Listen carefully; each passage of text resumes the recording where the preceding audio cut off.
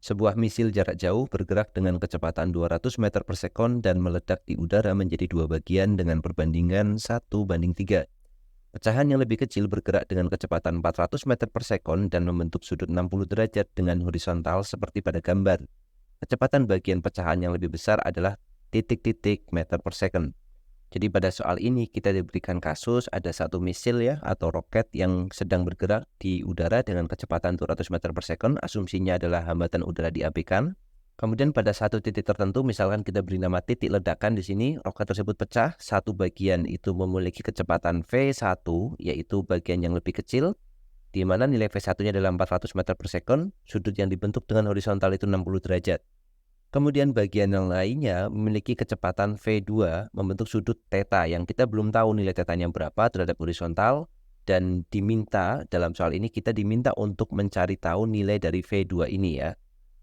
Langkah pertama kita akan menggambarkan diagram momentumnya dulu ya. Jelas ini kita menggunakan konsep momentum karena di situ ada yang pecah kemudian terjadi perubahan momentum. Kita akan gambarkan diagram momentumnya seperti ini. Jadi mula-mula roket ini atau misil ini memiliki kecepatan 200 meter per second dan kita asumsikan kita buat arah momentumnya berarti ke arah kanan. Kita ikuti gambar. Jadi misalkan roket ini memiliki massa m besar ya. Jadi maka untuk momentum awalnya dia ada pada saat tepat di titik ledakan di sini, sengaja kita pisah di sini supaya lebih mudah menggambarkannya. Maka dia punya momentum awal itu m dikalikan anggap aja dia V0 ya, di mana V0-nya ini adalah 200 meter per second nantinya. Kemudian dia akan pecah menjadi dua bagian. Bagian yang pertama adalah bagian yang lebih kecil, kecepatannya V1, maka dia akan memiliki momentum, anggaplah di sini M1 dikalikan V1. Kemudian yang di sini momentumnya adalah M2 dikalikan V2 ya. Kita akan mencari tahu hubungan antara M1 dan M besar, kemudian M2 dan M besar ya. Perbandingannya adalah 1:3. Jadi M1 itu sama dengan dia memiliki perbandingan 1 per total masanya berarti adalah 4 karena perbandingannya 1:3 dikalikan dengan M besar. Jadi M1 masanya adalah 1/4 M besar, maka M2-nya masanya berarti perbandingannya 3. Jadi 3 per totalnya adalah 4 dibagi dengan M besar. Ini adalah untuk M1 dan M2-nya. Kemudian kita asumsikan bahwa sistem ini terisolasi, tidak ada gaya luar yang mempengaruhi sistem di sini, maka momentum linearnya itu kekal. Berarti kita bisa menggunakan hukum kekekalan momentum linear. Karena di sini kita punya dua orientasi, yaitu ke sumbu X dan sumbu Y ya. Awalnya sumbu X kemudian pecah seperti ini, maka kita gunakan dua sumbu, yaitu hukum kekekalan momentum linear ke arah sumbu X dan hukum kekekalan momentum linear ke arah sumbu Y. Maka untuk yang kondisi akhirnya di sini kita perlu uraikan terlebih dahulu seperti ini. Diagram momentumnya sudah kita uraikan seperti ini, maka untuk yang sumbu X dulu kita mulai hukum kekekalan momentum linear. Yang pertama adalah yang ke sumbu X. Maka momentum linear awal itu sama dengan momentum linear akhir. Momentum linear awal kita memiliki bentuk M dikalikan V0. M dikali V0 itu sama dengan momentum linear akhir. Yang pertama kita punya komponen yang sebelah sini ya. Jadi adalah M1 dikalikan V1 dikalikan cos 60 derajat. Kemudian yang kedua ada momentum linear yang komponen dari pecahan kedua, yaitu M2 dikalikan V2 dikalikan cosinus theta.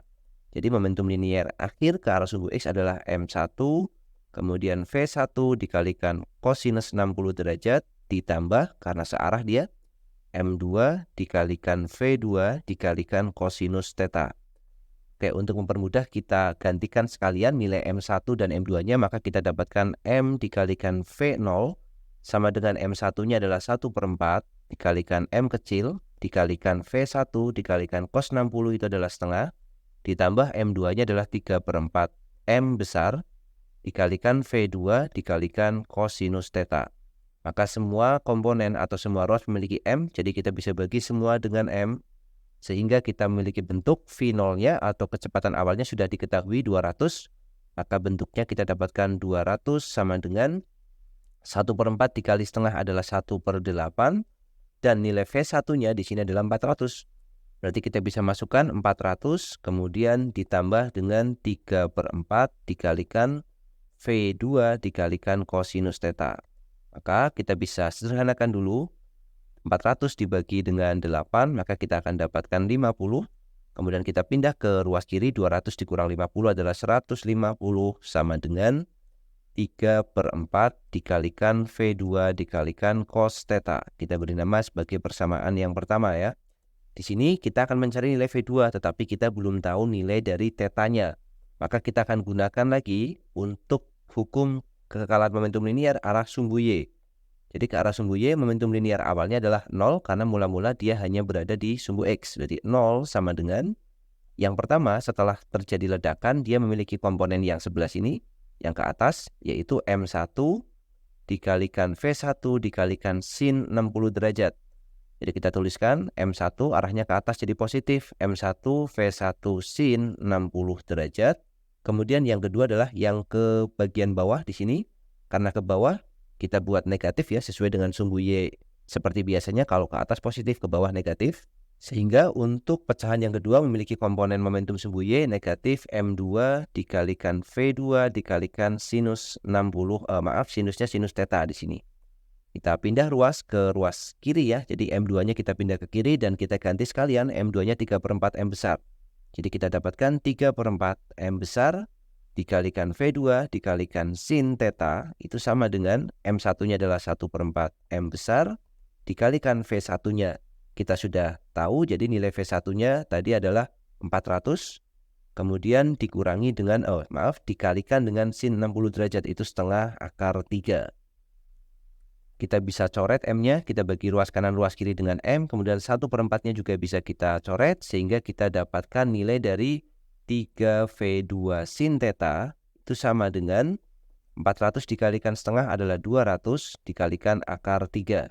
Jadi sin theta-nya atau V2 sin theta-nya sama dengan, kita bisa tuliskan dulu bentuk V2 sin theta ya. Jadi V2 sin theta itu akan sama dengan 200 akar 3 kemudian dibagi dengan 3. Ini persamaan yang kedua. Nah, kita akan mencari nilai V2. Padahal kita punya V2 sin theta dan di sini adalah V2 cos theta. Maka kita akan mencari nilai tetanya terlebih dahulu sebelum mencari nilai V2-nya ya. Caranya, untuk persamaan 1 kita akan sedikit manipulasi, yaitu menjadi V2 cos theta. Itu akan sama dengan, kita buat pindah ke kanan jadi 4 kali 150 atau kita coret 3-nya dengan 150 dapat 50. Jadi 4 dikali 50 itu sama dengan 200. Maka nilai V2 cos theta-nya sama dengan 200. Kita geser dulu yang ini V2 cos theta-nya ke, nah seperti ini. Dan kita buat ini yang menjadi persamaan 1 ya. Lalu kita bagikan persamaan 2 dibagi dengan persamaan 1.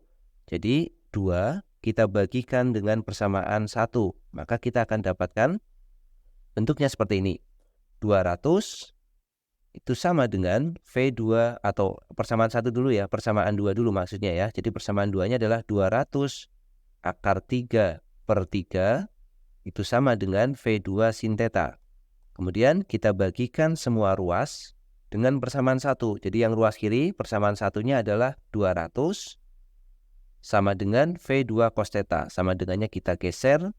Ini sama dengan V2 dikalikan cosinus theta. Ini kita bagi juga di sini ya. V2 dikalikan cos theta. Jadi V2-nya bisa kita coret di sini.